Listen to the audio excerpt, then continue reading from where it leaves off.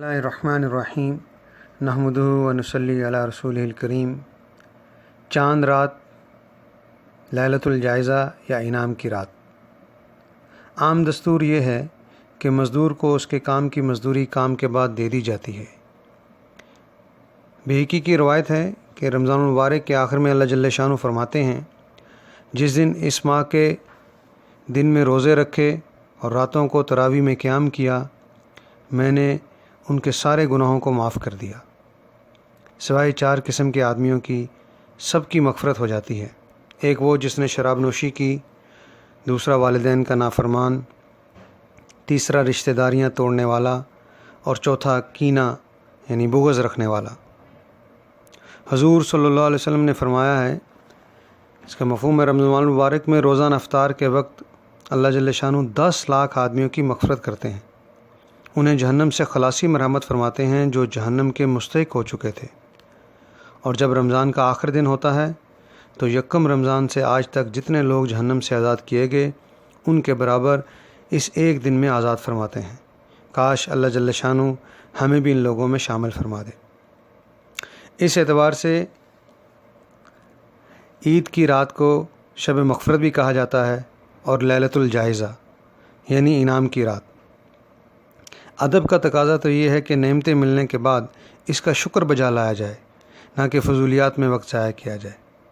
ایسی قیمتی گھڑیوں کو بازاروں میں ضائع کرنا انتہائی نقصان کی بات ہے۔ اکثر اللہ والے روزانہ دن کو روزہ رکھتے اور راتوں کو اس کی عبادت میں مشغول رہتے۔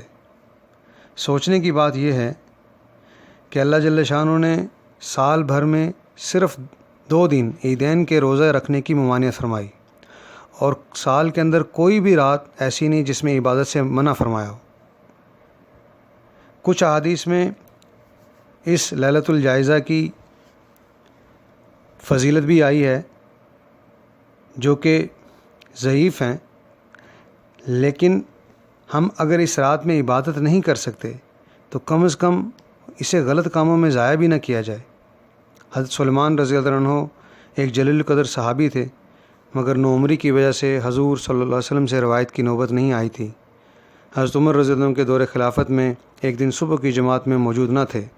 حضرت عمر رضی اللہ عنہ ان کے گھر تشریف لے گئے تو والدہ نے بتایا کہ وہ رات بھر نفلوں میں مشغول تھے، صبح نیند کے غلبہ سے آنکھ لگ گئی۔ آپ رضی اللہ عنہ نے فرمایا، میں صبح کی نماز جماعت سے ادا کروں، یہ مجھے اس سے زیادہ پسند ہے کہ رات بھر نفلیں پڑھوں۔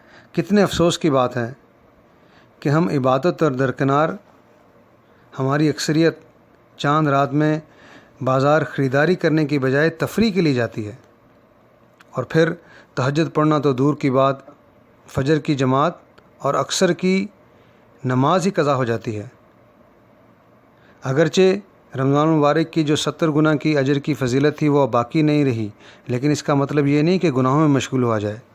لہٰذا مؤدبانہ گزارش ہے کہ اللہ جل شانہ نے جو ہمیں رمضان کی نعمت دی تھی اور جس میں ہم نے اس کے فضل سے عبادت کی تھی، اس کا شکر ادا کیا جائے اور کم از کم عشاء اور فجر کی نماز جماعت سے ادا کی جائے۔ اس کو ایسا کرنے پر ساری رات عبادت کرنے کا اجر ملے گا، اور سارا مہینہ سحری کرنے کی وجہ سے جو تہجد پڑھنے کی عادت ہوئی تھی اس کو بھی قائم رکھ کر اپنے لیے اور ساری امت کے لیے دعائیں مانگی جائیں۔ اور اللہ جل شانہ سے دعا ہے کہ اللہ پاک ہمیں سارا سال ان عبادتوں کی توفیق دے۔ آمین ثم آمین۔